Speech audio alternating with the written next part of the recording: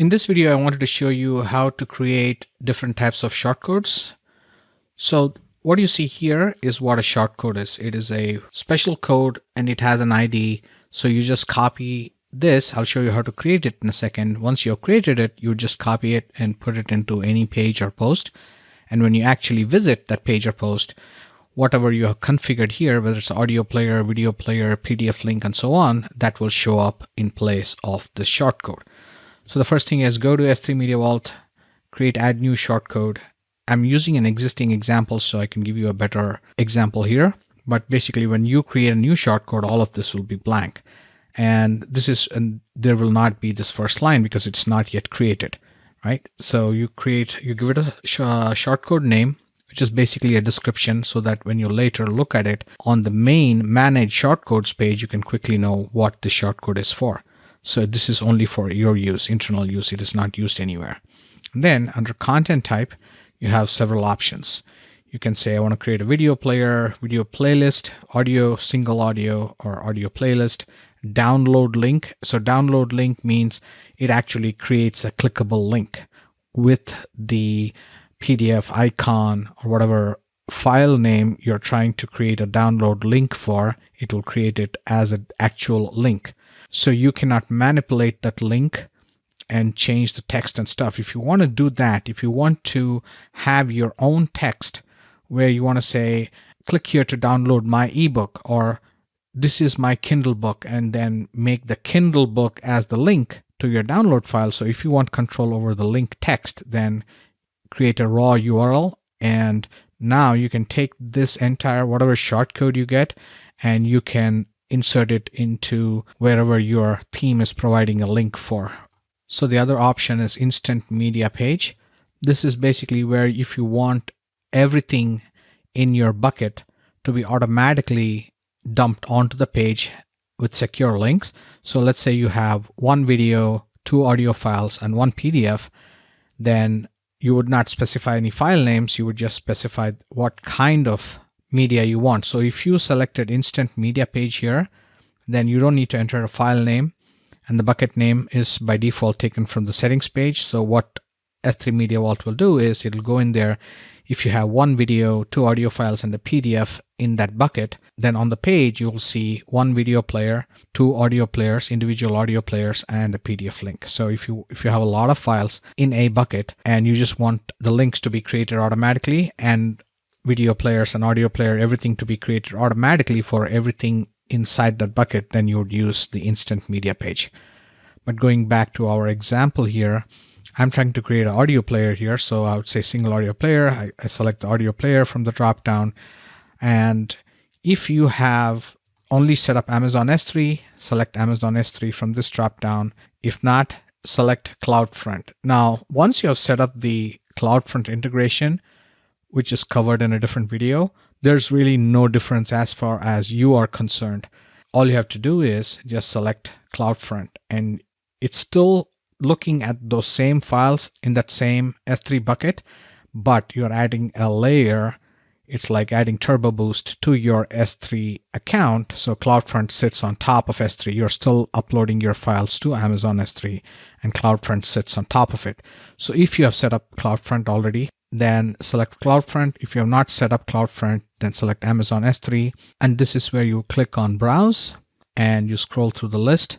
Pick whatever file you want to pick. Obviously, this is an audio player, so I'll just pick one of these, test 2. And then bucket name, you've already set up the S3 bucket name in the main settings page. So you can leave this blank. And then because it's audio player, an extra section opens up, audio player settings, use advanced player options, select yes.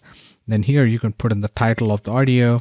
And if you have an artwork, a square image, then put it in here. And you can select the primary player color. I'll show you in a second what that looks like. The title text color. You want to show the speed icon, show download icon, and then you click on update shortcode. In your case, if you're creating a new shortcode, it'll say save, right? And then I'll create new shortcode. And that's when the page reloads, you will see this at the top, and that's your shortcode for you to copy. So you copy it, go to a WordPress post or page, and you enter it. And when you view that page, it will look like this. So you can go back here and You can use a browser plugin like what's called as the eyedropper. It's available for Chrome and Firefox. So it allows you to pick a color from the page. So you can pick a color from your image or color from your theme, and then you can go back to the shortcode, go to the player color, and you can change it however you want, and then you update it. And when you go back to the page and refresh it, the color is changed. So that's for the audio shortcode. Next, I'm going to show you a simple video shortcode. Again, click on add new shortcode, enter the shortcode name here. It's a description for just you, single video, then content type, select video player, file source, Amazon S3, click on browse, pick an MP4 file because it's a video. You want to have MP4 as the extension. That's what is supported right now in S3 Media Vault. So if it is audio, make it MP3, videos, make it MP4.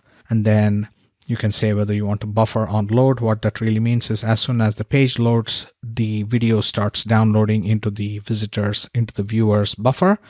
So if you don't want that, then don't click it. But if you want it to load a little bit faster for them, say yes, so that as soon as they visit that page, the video starts buffering. It won't start playing, but it'll start buffering in their browser so that when they click play, it starts playing right away. And if you want autoplay, select yes. Now remember, the new versions of many browsers, they are not allowing autoplay due to a lot of user complaints about annoying tabs suddenly starting playing music and stuff. So any autoplay will now be muted. Just remember that. Whether you want to show controls, so you might have a sales page where you may not want to show the controls to pause or rewind and fast forward and stuff. So in that case, you can remove show controls. Again, if it is autoplay, it will start playing in mute, and then the user will have to unmute the video. And if it's a video player, you have some more options here. Width of the player, 800, 450, you can put whatever you want here. And then if you have a splash image URL that you want to show before the video starts playing, as soon as the video page is loaded, then you can enter that here. And there are some extra options here. Use only if you have one player per page. So if you want a cue point and say, I want this a special button here to show up after say 15 seconds, then that's where you would enter here. Or if you want it to pause at a certain point, you click that. And if you want the page to be redirected to a different URL, enter that here. Click update shortcode, take the shortcode, put it on a page, and when you view the page, it will look like this. And this is the splash image that I configured earlier in the shortcode. Next, we're going to look at an audio playlist. So you select audio playlist player. For the content type, file source, Amazon S3 or CloudFront, doesn't matter. Or you can also use a URL from your own website or from some other server. And for a playlist, you don't configure the file name here, but you configure it further down here. So you say playlist media, what's the first file you want to play as a part of the playlist? You can click on browse, select a file, and you want to enter a description here. What do you want the actual text to say in the playlist? Select one more, add one more. So if you want, you can keep adding more and more files here by clicking on this add another video or / audio to playlist. Each time you would browse, pick a file, enter a description, browse, pick a file, enter a description. And finally, you come down here, same audio player settings. You can use advanced player options, title of the audio, artwork image, primary player colors, show speed icon, show download icon, and you save it, take the shortcode, put it on a page. It looks like this. So you have the playlist player. It looks like coolcastplayer.com. In fact, we have reused certain elements from Coolcast Player to have this beautiful playlist. So you have the play, which is by default starts with the first one at the top. Then they can keep playing, and once they play, it has autoplay, so it'll keep playing the next and next file, next file, next file, so on until it reaches all of the end of this playlist. Next, I wanted to show you a video playlist. Content type, video playlist player, Amazon S3, file name. If it's a single video, you would put the file name here, and these options would not show up, but it's a playlist, so this becomes disabled, and you come down here and you enter same thing. Browse, pick a MP4 file, put a description for the button that shows up below on the playlist. I'll show the actual playlist in a second. Same thing, keep adding more and more files, as many as you need. And then with the playlist, you have some options of the margin and pixels. Use the default ones that come when you create a new shortcode. And width, you can select 800 by 450 by default. You can optionally use a splash image URL. Then the video playlist looks like this. If you select autoplay, it'll play on mute.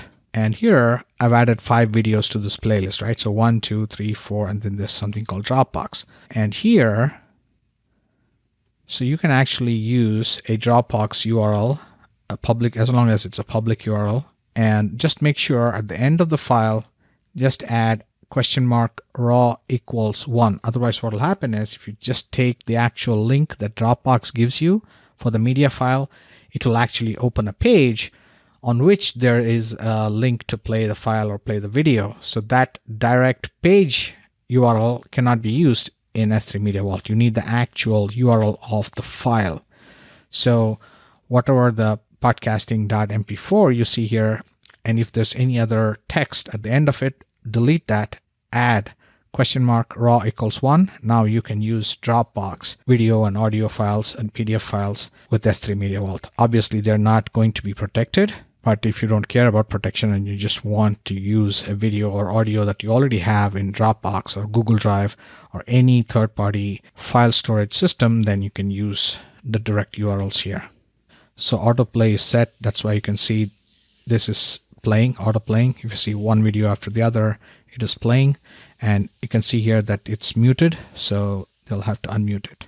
So if you wanted to create a download link for a PDF file, so you would just click on download link, select S3 or CloudFront.